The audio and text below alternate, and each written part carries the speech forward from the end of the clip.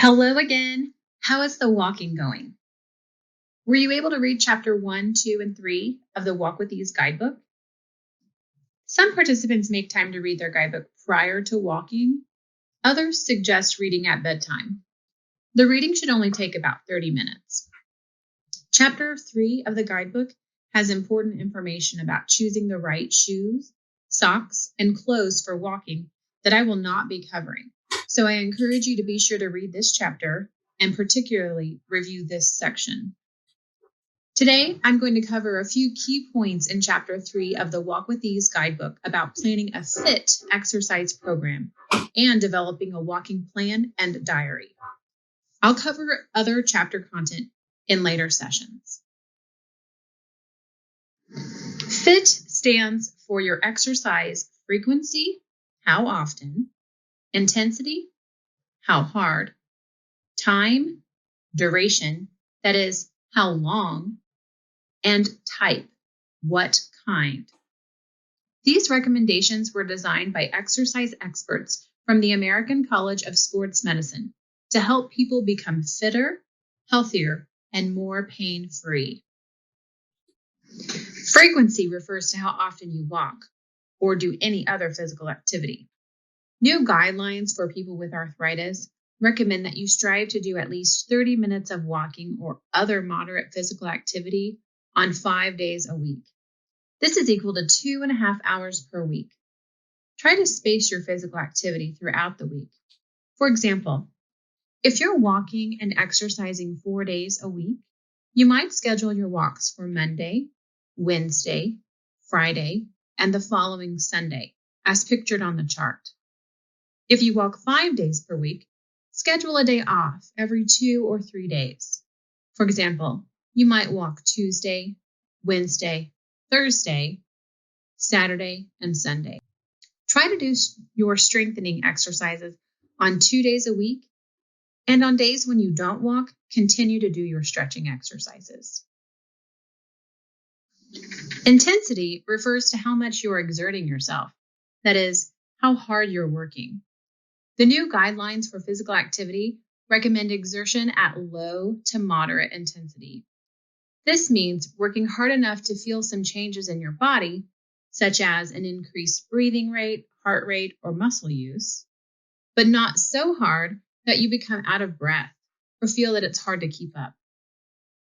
Very high intensity exercise almost always causes discomfort and certainly increases your risk of injury, and you're much more likely to end up dropping out of your exercise program.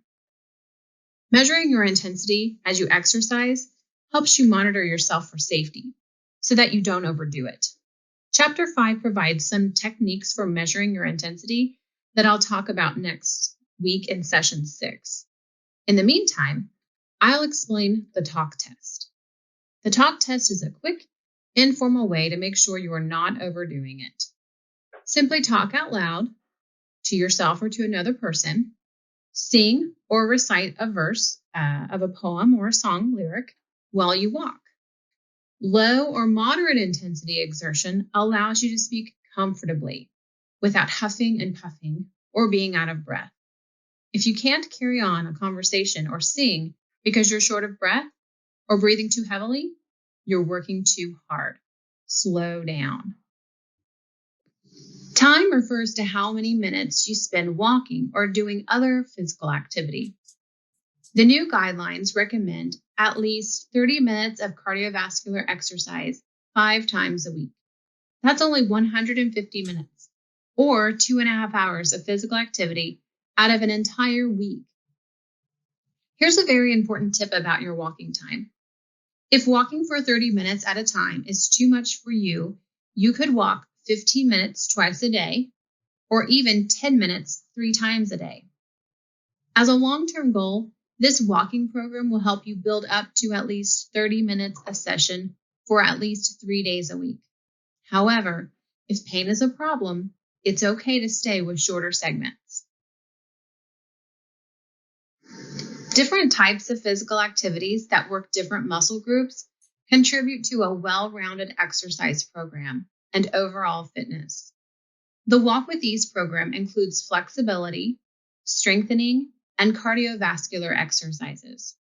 Remember, to reduce your risk of injury, work at a pace that is comfortable for you and build up slowly in each type of exercise you do. You will find a sample walking plan and diary on pages 58 and 59 of your guidebook, and blank copies in the appendix on pages 140 and 141. Research has shown that people who make plans of actions and write them down and review them each week experience greater success in meeting their goals than people who don't make written plans. Effective walking plans have many parts, including a contract for your walking goals, some form of record keeping, like a diary to keep track of your walking, some self-measurement tools to check your progress, and most importantly, a clear plan for rewarding yourself as you stick to the program and reach your goals.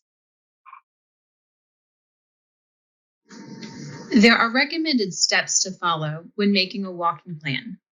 First, decide how long you will commit to walking. Use the 6 weeks of this walking program as a reasonable time commitment. Then, lay out your goals and the specific steps it will take to meet them. These must be realistic and achievable. For example, many people can't start off by walking for 30 minutes. Their long-term goal may be to walk for 30 minutes, but most people can walk for at least a few minutes at a time to get started. This is their achievable step. Here are some examples. If you have been extremely limited in your activities because of pain or disability, your first goal may be to walk 5 minutes at a time in your own home or around the block each day. If you have fallen into inactivity by habit or discomfort, you may be able to start out by walking slowly for 10 minutes at a time, 3 times a week. If you are already active, you may be able to go for longer walks, perhaps for 20 minutes or more at a time, on 5 days a week. Here's how to get started. Assess yourself honestly. Start with where you are.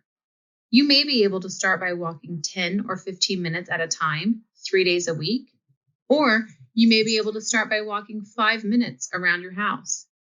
Either goal is fine if it's appropriate for you. Be realistic about your current level. If you can walk for 10 minutes, start from that, not by over-optimistically trying to do 30 minutes right away. I like to be overly optimistic, but when it comes to exercise plans, it really does set you up for failure. State exactly how much you will do. Specify how many minutes you will walk. There is a suggested progression chart on page 104 in Chapter 5 of the guidebook that you can look over. State when you will walk. Again, be specific whether you'll walk before breakfast, during your lunch break, immediately after work, or take an evening walk with the dog. State how often you will walk. It's usually best to contract to do something 3 days a week. If you do more, that's a bonus. All people have days when they don't feel like doing anything. So if you say that you will walk 3 or 4 days a week, you can still meet your contract even if there are days when you don't feel like walking. Select a reward. Determine a reward to give yourself for completing your contract. It should be something meaningful to help celebrate a job well done. Name this reward on your contract. Your reward might be a new pair of walking shoes or a celebration, like a healthy dinner with your family or friends, or an evening out dancing. You could give yourself a small treat at the halfway point or at other set intervals during the contract period to keep up your motivation. Refer to the contract every day. Once you've designed a plan that you're happy with, write the final contract down and post it where you'll see it every day. The contract can be a great tool to help you stay focused and on track with your walking program. Research also shows that keeping records of your weekly activity helps you make and maintain changes in your overall level of physical activity. You can be as simple or as elaborate as you want. The walking plan includes a weekly diary to help you keep track of how much you walk so you can keep an eye on your progress. You also have room to record notes about your reactions to walking, such as what you liked, your level of comfort, or anything that made exercising difficult on a particular day. Some people do not like to take the time to measure their starting point and then track their progress. However, many people who use self-tests find them to be a great motivator to stick with a program because they can see how the program is helping them. Self-tests are easy. You can measure the amount of time you're able to walk, or the distance you're able to walk, or take a physical measurement, such as your heart rate. If you choose to do this activity and want to know more about it now, see Chapter 5 of your guidebook for a complete description of the 3 recommended self-tests. We'll be using the distance we can walk. We urge you to do self-tests as part of your walking plan, particularly at the beginning, middle, and end of the 6-week program.